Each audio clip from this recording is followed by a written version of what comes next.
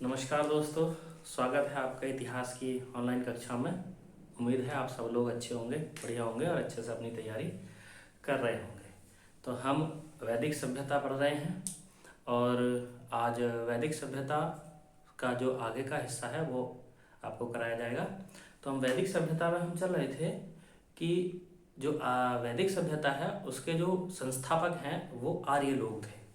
तो हम बात कर रहे थे लास्ट में कि आर्यों का जो मूल निवास स्थान है वो क्या है। तो मैंने इसके विषय में बताया था आप लोगों को कि आर्यों का जो मूल निवास स्थान है उसके विषय को लेकर के जो विद्वान है, जो इतिहासविद हैं, उनमें मतभेद है। वो एक मत पर सहमत नहीं है कि आर्यों का जो मूल निवास स्थान है वो कहाँ है।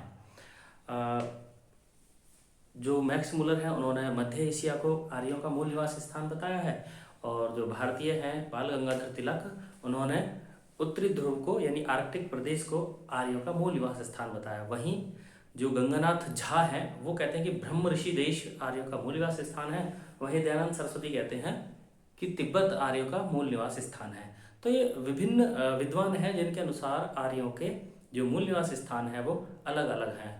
लेकिन फिर भी एक डॉक्टर हैं या एक और विद्वान हैं जिनके अनुसार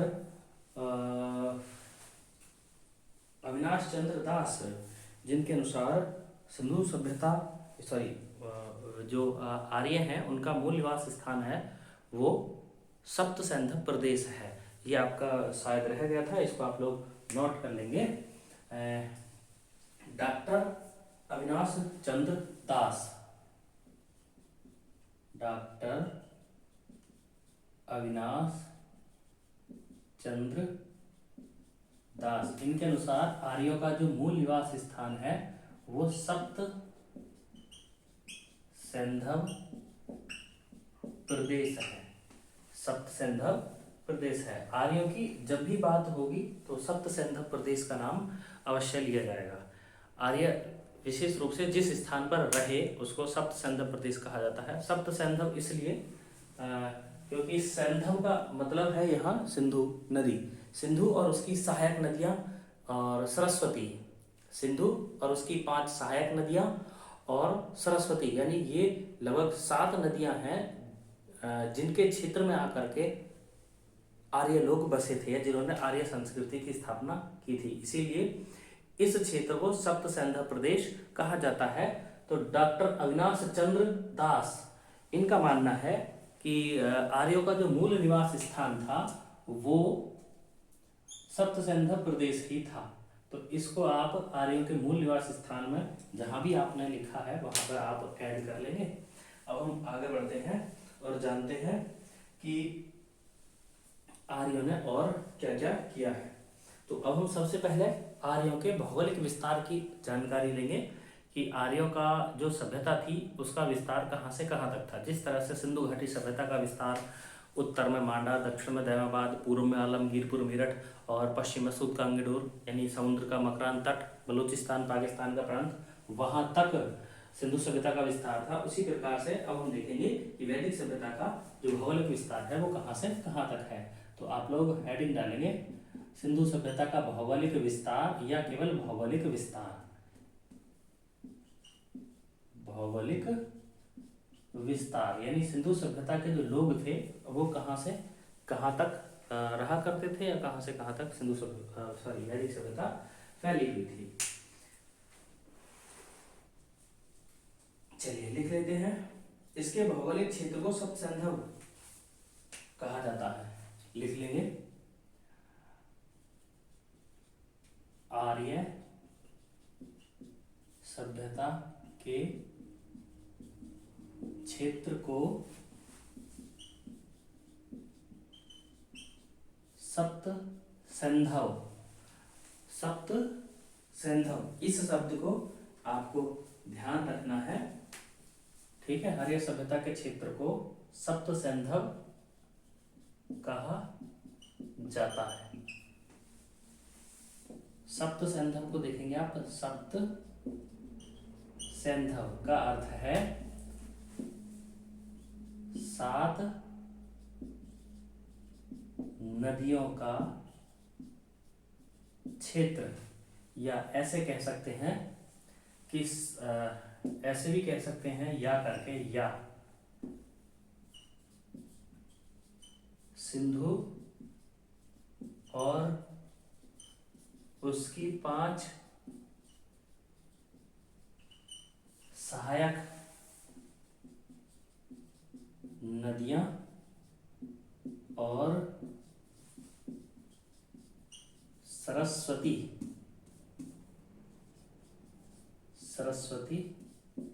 नदी का क्षेत्र,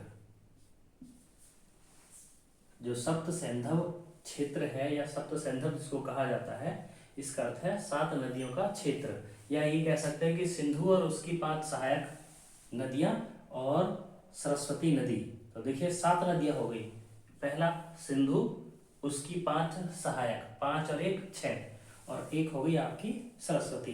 तो 7 नदियां, यानी जिस क्षेत्र में ये 7 नदियां प्रवाहित होती थी उसी क्षेत्र में सिंधु घाटी सभ्यता का, सिंधु घाटी सभ्यता में भूल गया, वैदिक सभ्यता का विकास हुआ था। यानी वैदिक सभ्यता सिंधु और उसकी 5 सहायक नदी और सरस्वती नदी के आसपास ही बसी हुई थी, या ये कहें कि विकसित थी। तो 7 नदियां कौन कौन सी थी? कई बार इन नदियों को पूछ लिया जाता है, तो आप लिख सकते हैं ये 7 नदियां। ठीक है, तो सबसे पहला तो आप सिंधु लिख लीजिए। ठीक है, एक आपके सिंधु हो गई और एक सरस्वती। 2 नदियों के नाम तो मैंने यहीं पे लिख दिए हैं। अब बात कर लेते हैं जो सिंधु की 5 सहायक नदियां हैं। तो इनमें सबसे पहले लिखेंगे आप सतुद्री।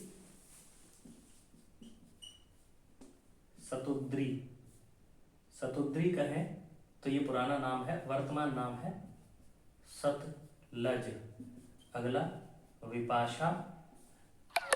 विपाशा जिसको कि व्यास नदी कहा जाता है।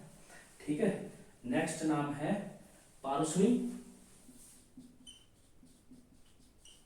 पारुष्णी जिसको कि वर्तमान समय में रावी नदी के नाम से जाना जाता है।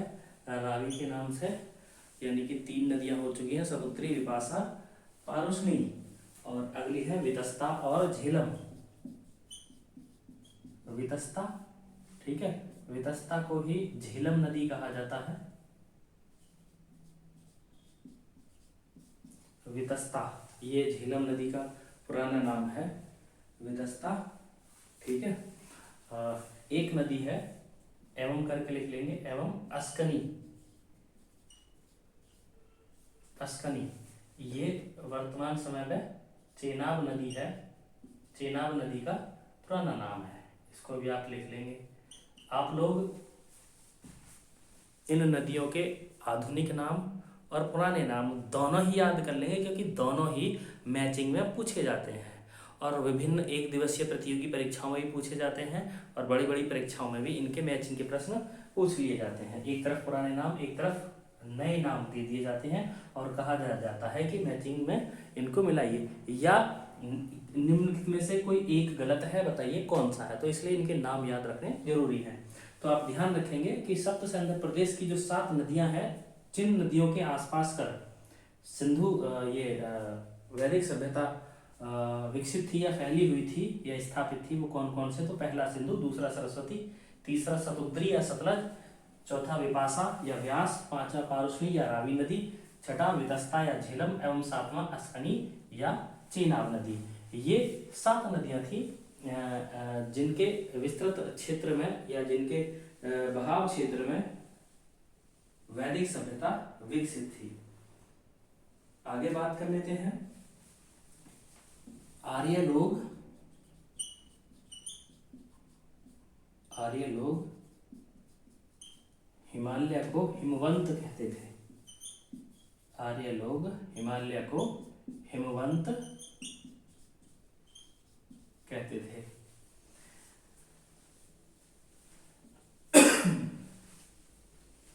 ऋग्वैदिक काल की दूसरी जो सर्वाधिक महत्वपूर्ण नदी थी वो सरस्वती थी। देखिए, पहली सर्वाधिक महत्वपूर्ण नदी सिंधु है, जिसका कि अनेक बार उल्लेख ऋग्वेद में हुआ है। दूसरी यदि महत्वपूर्ण नदी की बात की जाए तो उसका नाम था सरस्वती। तो इस बात को आप लिख लेंगे, ऋग्वैदिक कालीन, ऋग्वैदिक कालीन दूसरी सर्वाधिक महत्वपूर्ण नदी सरस्वती थी। इसे नदी तमा भी कहा गया है, इसे नदी तमा भी कहा गया है। आप लोग नोट कर लीजिए, फिर हम इस बोर्ड को साफ कर देंगे। देखिए, जब भी किसी सभ्यता का विकास होता है तो उस सभ्यता का विकास विभिन्न प्रकार का होता है। विभिन्न प्रकार से मतलब है कि राजनीतिक विकास भी होता है, आर्थिक विकास भी होता है, सामाजिक भी होता है, धार्मिक, नैतिक, ये सभी तरह के विकास उस सभ्यता में होते हैं। तो हम लोगों ने जान लिया है कि जो वैदिक सभ्यता है इसका विस्तार कहाँ से कहाँ तक था, कौन सी नदी को क्या कहा जाता था, किस नदी के किनारे सभ्यता विकसित हुई थी। तो अब हम बात करेंगे कि जो वैदिक सभ्यता है, विशेषकर ऋग्वैदिक काल में सामाजिक जीवन कैसा था लोगों का, आर्थिक जीवन कैसा था, राजनीतिक जीवन कैसा था। तो सबसे पहले हम राजनीतिक जीवन की या राजनीतिक व्यवस्था की बात कर लेते हैं। तो आप लोग हेडिंग डालेंगे सिंधु सभ्यता का राजनीतिक व्यवस्था, या शॉर्ट में आप लोग डाल सकते हैं राजनीतिक व्यवस्था, राजनीतिक व्यवस्था। वैदिक सभ्यता यानी ऋग्वैदिक काल की जो राजनीतिक व्यवस्था है वो कैसी है। तो सबसे पहले हम कहेंगे जैसे कि सिंधु सभ्यता में जो परिवार था वो मातृ सत्तात्मक था, यानी परिवार की मुखिया माता होती थी। लेकिन वैदिक सभ्यता में परिवार पितृसत्तात्मक थे, यानी परिवार का मुखिया पिता होते थे। तो सबसे पहले घर से ही राजनीतिक व्यवस्था की शुरुआत करेंगे कि घर में कौन जो घर का मुखिया होता था या घर के प्रशासन को देखता था। तो सबसे पहले हम लोग बात करेंगे कि पितृत्मक परिवार, नोट कर लेंगे, पितृसत्तात्मक, पितृसत्तात्मक परिवार वैदिक सभ्यता के लोगों की, पितृत्मक परिवार वैदिक सभ्यता के लोगों की विशेषता थी, या हम लोग ये कह सकते हैं कि पितृसत्तात्मक परिवार आर्यों के कबीलाई समाज की बुनियादी इकाई थी। ये कह सकते हैं कि परिवार की जो इकाई थी वो पितृसत्तात्मक थी, या परिवार पितृसत्तात्मक था, ऐसे भी लिख सकते हैं आप। परिवार पितृसत्तात्मक थे, यानी घर के मुखिया पिता होते थे या कोई बड़े बुजुर्ग लोग होते थे। नेक्स्ट यदि बात की जाए तो ऋग्वेद में आर्यों के 5 कबीलों का जिक्र आया है, लिख लेंगे। ऋग्वेद में आर्यों के 5 कबीले, 5 कबीले, ये कौन कौन से कबीले हैं? तो इनकी यदि बात की जाए तो अनु, दुर्हे, पुरु, तुर्वसु और यदु, लिख लेंगे। अनु,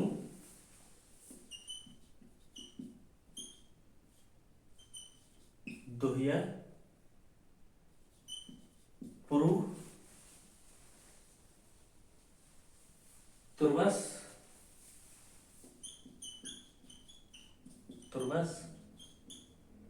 और यदु।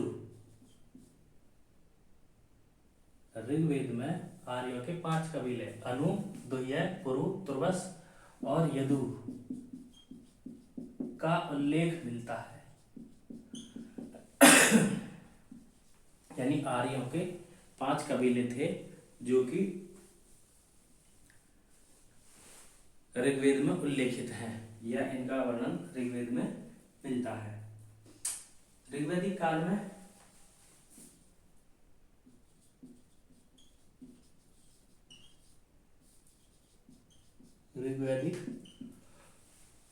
में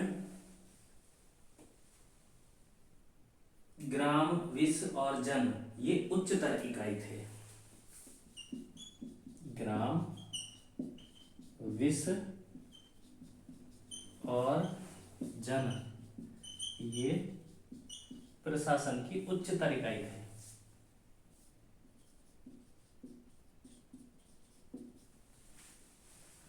देखिए, राजनीतिक व्यवस्था की बात की जाए तो शुरुआत घर से ही कर लेते हैं कि घर में किसकी सत्ता चल रही है, महिलाओं की या पुरुषों की। तो सिंधु घाटी सभ्यता में परिवार मातृसत्तात्मक होते थे। इसके उलट वैदिक सभ्यता में पितृसत्तात्मक परिवार है, या कह सकते हैं कि परिवार पितृसत्तात्मक थे। ऋग्वेद में आर्यों के 5 कबीलों का जिक्र हुआ है, जिनमें से पहला अनु, दुर्य, पुरु, तुर्वस और यदु, ये 5 कबीलों का उल्लेख मिलता है। आर्य 5 कबीलों में बटे हुए थे, इसलिए इनको पंचजन्य भी कहा जाता है। ठीक है, इस बात को भी आप लोग नोट करेंगे। आर्य 5 कबीलों में बटे थे। आर्य 5 कबीलों में बटे हुए थे,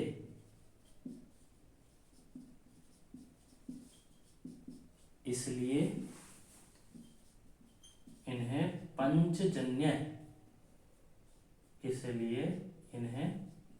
पंचजन्य भी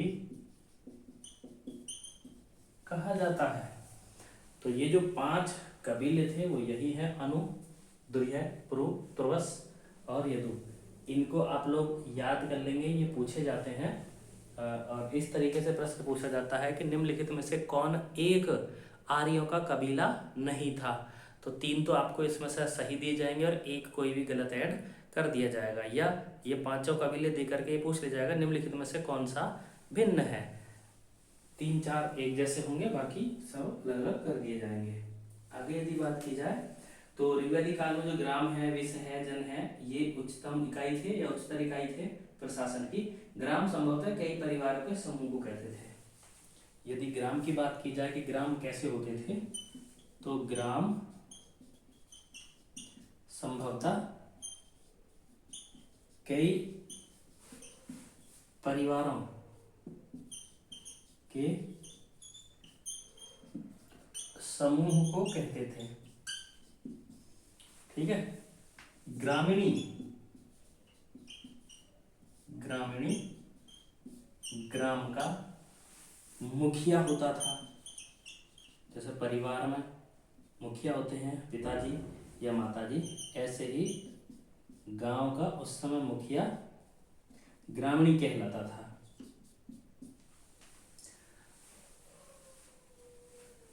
यदि विश्व की बात कही जाए, विश्व जो कि गांव से बड़ी इकाई थी, तो इसको हम लिख सकते हैं कि विश्व कई गांव का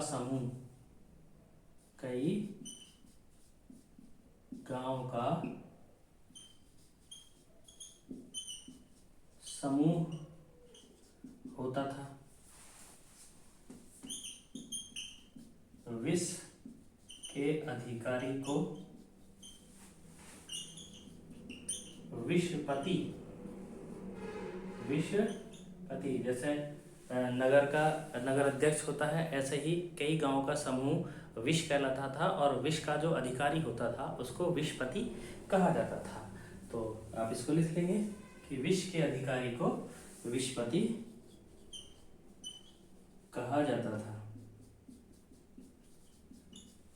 आप लोग नोट कर लीजिए, बोर्ड साफ करते हैं, फिर से लिखते हैं।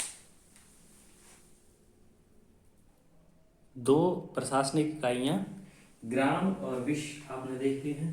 ग्राम का जो मुखिया है वो ग्रामपति कहलाता है, और विश का जो ग्राम का जो मुखिया है वो ग्रामीण कहलाता है, और विश का जो मुखिया है वो विशपति कहलाता है। अब तीसरी एक और जो उच्चतर इकाई है वो बचती है, जिसको कहा जाता है जन। जन जन जो है ये प्रशासन की सबसे बड़ी इकाई है, जन।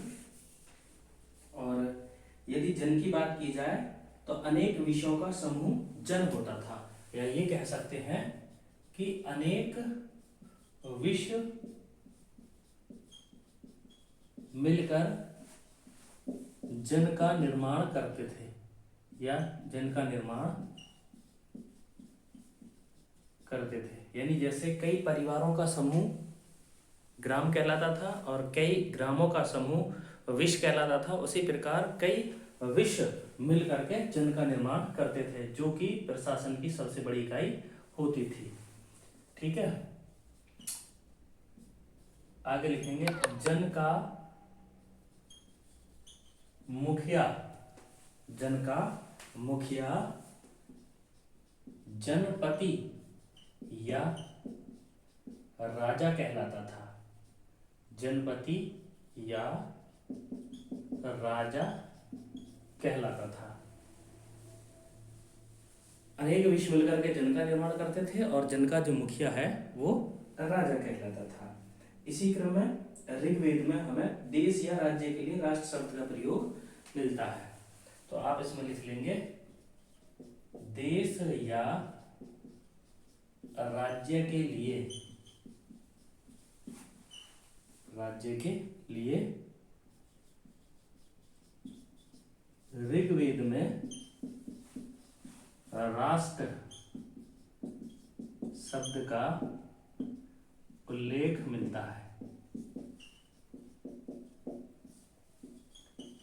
तो परिवार में प्रशासन की इकाई पिता होते थे, पितृसत्तात्मक समाज था, वैदिक सभ्यता, और कई परिवार मिलकर के ग्राम का निर्माण करते थे, कई गांव मिलकर के विश्व का निर्माण, और कई विषयों से जन का निर्माण होता था। जन ही राज्य या राष्ट्र कहलाता था, और जन का जो अधिपति होता था उसको जनपति या राजा कहा जाता था। तो ये ऋग्वैदिक काल की राजनीतिक व्यवस्था थी। ये कहा जा सकता है कि राष्ट्र को संचालित करने की या राज्य को संचालित करने की एक तरीके से इकाइयां थी। ऋग्वेद में जन शब्द का उल्लेख 275 बार हुआ है, इसको भी आप नोट कर लेंगे। ऋग्वेद में जन शब्द का उल्लेख 275 बार हुआ है। और यदि बात की जाए ऋग्वैदिक काल में 3 प्रकार की सभाएं होती थी। ऋग्वैदिक काल में 3 प्रकार की संस्थाएं थी, जिनमें पहला था सभा, दूसरा समिति और तीसरा विरध। तो आप इसको भी लिख सकते हैं कि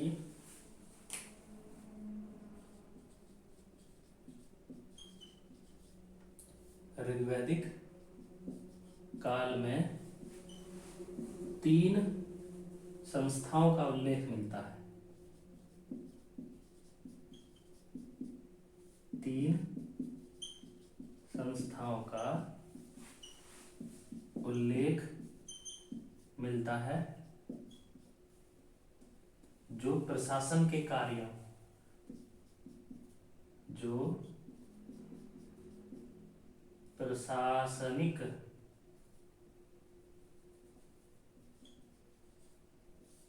कार्यों का संचालन करती थी।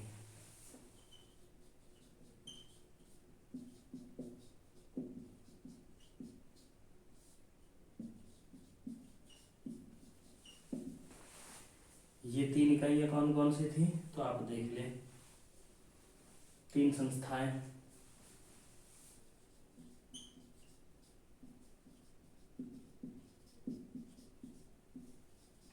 ये 3 संस्थाएं थी। पहला सभा, दूसरा समिति